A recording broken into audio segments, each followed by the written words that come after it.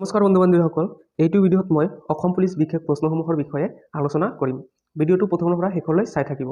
ইয়াৰ প্ৰথম কুৱেশ্যনটো হ'ল question number 1, অসমত কিমানখন পুলিচ জিলা আছে? ইয়াৰ শুদ্ধ উত্তৰটো হ'ব অপশ্যন নম্বৰ ডি 35খন। এবাৰ হ'ল কুৱেশ্যন নম্বৰ 2। কুৱেশ্যন নম্বৰ 2 কি আছে? জিলা এখনৰ মুখ্য পুলিচ বিষয়া কোন? ইয়াৰ শুদ্ধ উত্তৰটো হ'ব অপশ্যন নম্বৰ এ আৰক্ষী অধীক্ষক বা SP। এবাৰে হলো কুৱেশ্যন নম্বৰ 3। অসম পুলিচৰ কামাণ্ডো বাহিনীটোৰ নাম কি? ইয়াৰ শুদ্ধ উত্তৰটো হ'ব option number D black panther. এবাৰে হলো কুৱেশ্যন নম্বৰ 4।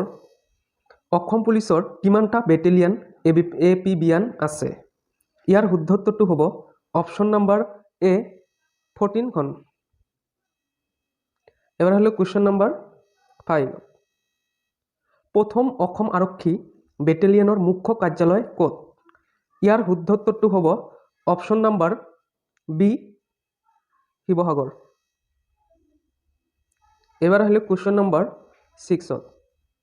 অসমত কিমানটা পুলিচ ৰেঞ্জ আছে? ইয়াৰ শুদ্ধ উত্তৰটো হ'ব অপশ্যন নম্বৰ চি 7টা। এবাৰ কোয়েশ্চন নাম্বাৰ 7। অসম আৰক্ষীৰ কিমানটা IR ইন্ডিয়ান ৰিসাৰ্ভিস বেটেলিয়ন আছে? ইয়াৰ শুদ্ধ উত্তৰটো হ'ব অপশ্যন নম্বৰ এ 9টা। এবাৰ আহিলো কোয়েশ্চন নম্বৰ 8। অসমৰ আৰক্ষীৰ বিভাগত মুঠ অনুমোদিত পদ কিমান? ইয়াৰ শুদ্ধ উত্তৰটো হ'ব option number B 64,998। Question number 9। অসমৰ কোনখন নগৰত আৰক্ষী আয়ুক্তালয় পুলিচ কমিশনাৰেট আছে? ইয়াৰ শুদ্ধ উত্তৰটো হ'ব অপশ্যন নম্বৰ এ গুৱাহাটী। এবাৰ কুৱেশ্যন নম্বৰ 10। গুৱাহাটীত আৰক্ষী আয়ুক্তালয় কেতিয়া স্থাপন কৰা হৈছিল? ইয়াৰ শুদ্ধ উত্তৰটো হ'ব অপশ্যন নম্বৰ বি 2015 চনত। Question number 11। গুৱাহাটী পুলিচৰ প্ৰথম আয়ুক্ত কোন আছিল? ইয়াৰ শুদ্ধ উত্তৰটো হ'ব অপশ্যন নম্বৰ বি জ্যোতিময় চক্ৰৱৰ্তী। কুৱেশ্যন নম্বৰ এবাৰ হলো কুৱেশ্যন নম্বৰ 12। বৰ্তমান গুৱাহাটী পুলিচৰ আয়ুক্ত কমিশনাৰ কোন? ইয়াৰ শুদ্ধ উত্তৰটো হ'ব option number A Deepak Kumar. Question number 13। Question number 13। Guwahati police কিমানখন পুলিচ জিলাত ভাগ কৰা হৈছে? ইয়াৰ শুদ্ধ উত্তৰটো হ'ব 3খন। অপশ্যন নম্বৰ সি শুদ্ধ উত্তৰ। Question number 14। স্বাধীনতাৰ সময়ত অসম পুলিচৰ সংখ্যা কিমান আছিল? ইয়াৰ শুদ্ধ উত্তৰটো হ'ব অপশ্যন নম্বৰ ডি প্ৰায় 8,000। Question number 15। চতুৰ্থ অসম পুলিচ বেটেলিয়ন APBNৰ মুখ্য কাৰ্যালয় ক'ত? ইয়াৰ শুদ্ধ উত্তৰটো হ'ব option number A Guwahati. Question number 16। প্ৰথম অসম পুলিচ টাস্ক ফ'ৰ্চ APTFৰ মুখ্য কাৰ্যালয় ক'ত? ইয়াৰ শুদ্ধ উত্তৰটো হ'ব option number A Goalpara. Question number 17। Assam পুলিচৰ বৰ্তমান ষ্টেণ্ডাৰ্ড ইছ্যু আগ্নেয়াস্ত্ৰ কি? ইয়াৰ শুদ্ধ উত্তৰটো হ'ব অপশ্যন নম্বৰ বি ইনচাৰ্জ ৰাইফল। Question number 18। অসম পুলিচে ব্যৱহাৰ কৰা ৰায়ট কণ্ট্ৰলৰ গাড়ীখনৰ নাম কি? ইয়াৰ শুদ্ধ উত্তৰটো হ'ব অপশ্যন নম্বৰ চি বজ্ৰ। তলৰ কোনটো অসম পুলিচৰ এটা শাখা নহয়? ইয়াৰ শুদ্ধ উত্তৰটো হ'ব অপশ্যন নম্বৰ ডি প্ৰদূষণ নিয়ন্ত্ৰণ বিভাগ। অসম পুলিচৰ কামাণ্ডো বেটেলিয়ন কেতিয়া গঠিত? ইয়াতে অলপ টাইপিঙত মিষ্টেক আছে। ইয়াতে আচলতে কামাণ্ডো হ'ব লাগিছিল।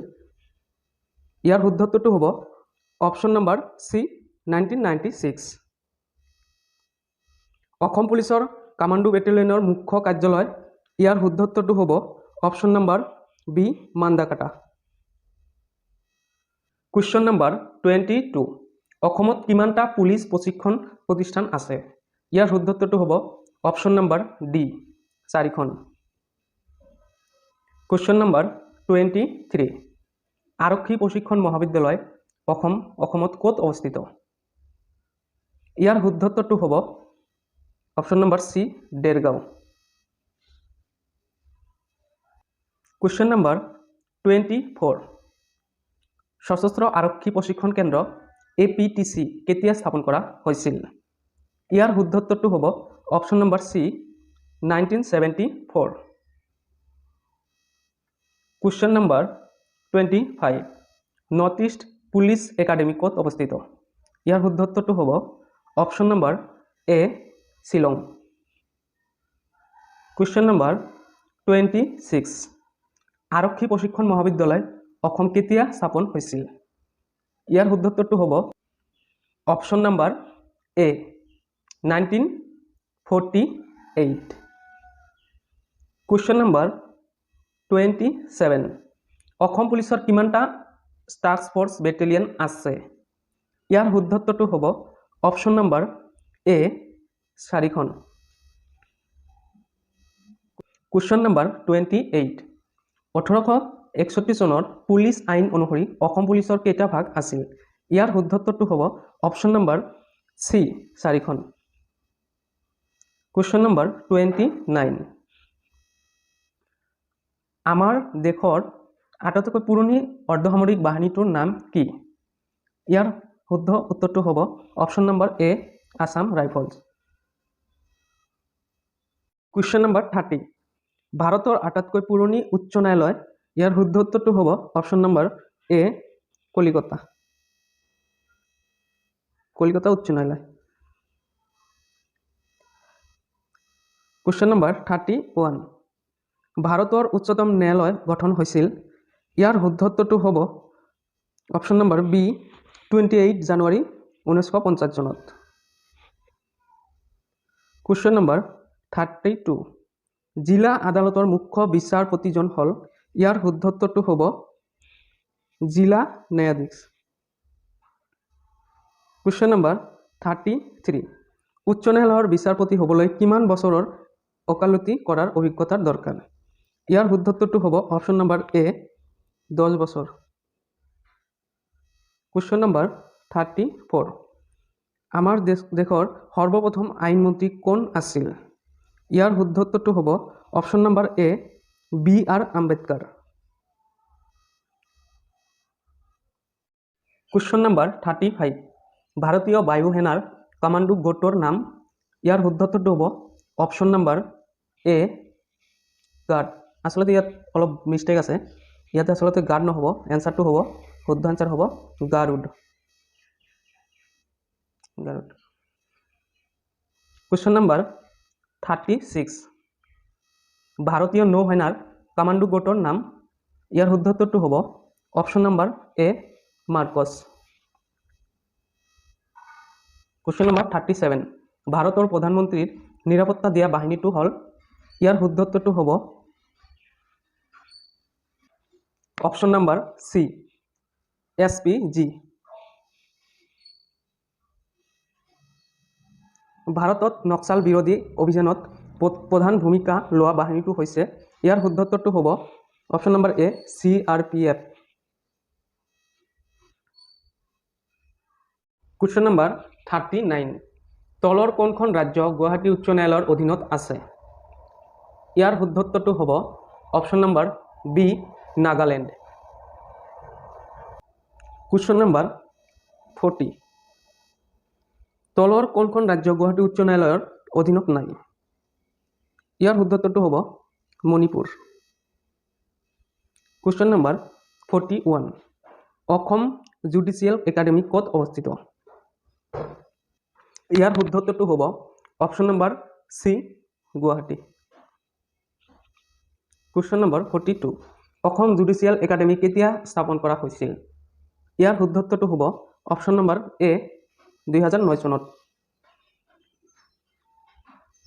কুৱেশ্যন নম্বৰ 43 সংবিধানৰ কিমান নং অনুচ্ছেদত মতে ৰাজ্যত উচ্চ ন্যায়ালয় গঠন হয়? ইয়াৰ শুদ্ধ উত্তৰটো হ'ব option number C 214। Question number 44 উচ্চ ন্যায়ালয়ৰ ন্যায়াধীশৰ অৱসৰ বয়স হৈছে? ইয়াৰ শুদ্ধ উত্তৰটো হ'ব অপশ্যন নম্বৰ এ 62 ইয়াৰ্ছ। কুৱেশ্যন নম্বৰ 45 ভাৰতৰ বৰ্তমান কিমানখন উচ্চ ন্যায়ালয় আছে? ইয়াৰ শুদ্ধ উত্তৰটো হ'ব অপশ্যন নম্বৰ চি 24।